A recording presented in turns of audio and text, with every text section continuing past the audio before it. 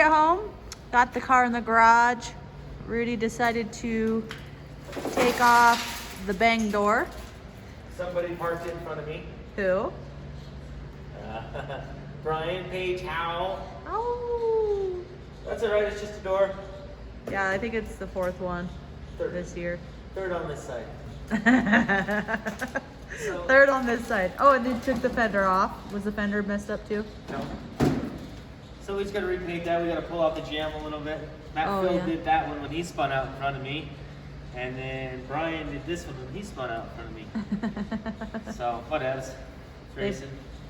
And then we got a few things to fix on it. Yeah, like what? Like what? We got a different, we're going to put in, the diff's whining, so we're going to pull it out and see why it's whining. We're going to put in a Pilar bearing in the back of the motor because the bushing we've been doing doesn't last very long. When I was like, when I'd shift into first, I would hear it go. It's making some vibrating noises that augers in the hole, so we're going to fix that. Yeah. There's buns. And looking for Q45 axles for the passenger side. I need some passenger side axle for an Infiniti Q45 for like a 95 because this one's kind of worn out. Why? They wouldn't warranty yours? They don't even make them at the parts house anymore, so no, they wouldn't warranty it. No. So if somebody has one sitting around, go. I need it. Yeah.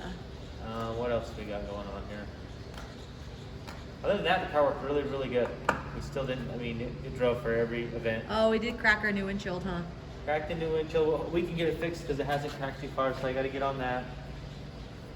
We've got a couple scratches. Can repaint the rear bumper. It kind of came off once.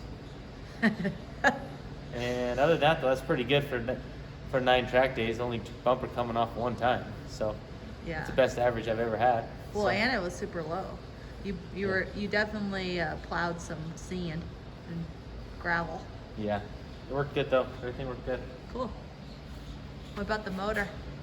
She's still purring away. Dang. Ready for more. So she likes all those oil changes. Yeah, we change the oil in it every time, every event. Three race days. Every 3 race days. So yeah, if it's a weekend, then you change it. Yeah, she worked good. So now we're gonna freshen it up. Making the door fit. Have to grind down the hinges there a little bit because the car's been smashed. Oh.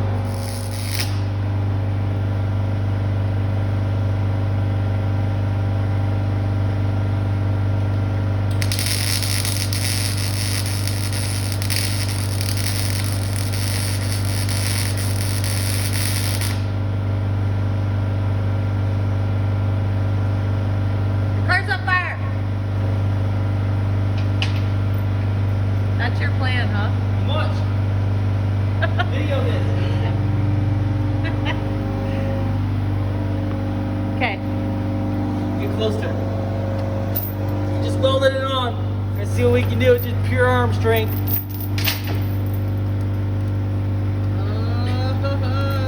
It's moving. It is moving. That's all I got. Gavin.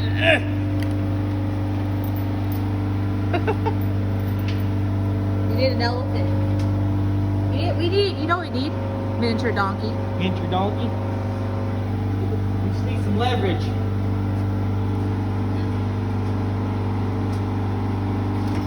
Here's leverage.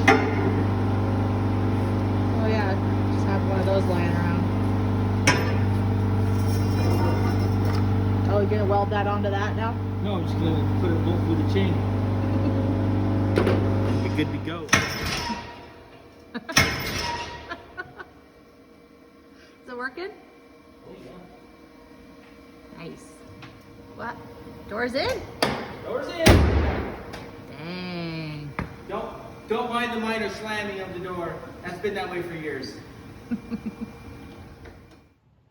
There it is, guys. The pilot bushing from Driftweek. Look at that lip on the inside of it. I guess that happens from clutch kicking it, I don't know, 5,000 times over Driftweek. Anyway, it let front of the trans move around too much. Caused some issues with the splines on the front of the transmission, so we've got it sent off to RTS to get that fixed. In the meantime, I talked to Rome Charpentier, and he's telling me that this is the bearing we need. He says that's a little different style, but it's on a newer style LS motor, and it keeps that right in place. But obviously, it's in a different location, and they're telling me also to not forget to put anti-seize right there when you put that into it, because that steel to steel will create a little bit of rust real quick. So anyway, hoping that's gonna work, because this pilot bushing situation definitely was not working. I guess it's really the same issue that they're having on the 1Js. The Brandon Whitnick's having, and he actually made his own piece, so they could get away from this stupid bushing. Luckily, Chevrolet builds that one for us, and we're just gonna put it in there. It's $13 later, and we're off and running. Thanks, Rome. Okay, everybody, here's another update we got going on with the car. We built a splitter last time, and it only came back to about somewhere in there, and it died like the first night. Actually, yeah, the first night. So we're gonna build this one a little bit burlier. As you can tell, it's a little stronger all the way around, about twice as thick. So anyway, this is my new version number 2 splitter. Bolts onto the bash bar right there and up front. Sticks out of the front of the KBD bumper about 1 inch. Definitely protected our bumper, didn't destroy anything. We had a couple little love taps here and there, and the bumper's great. No paint needed, we just gotta rebuild the splitter. So it saved us about a $300 bumper paint job / everything. So anyway, yeah, there's the new splitter.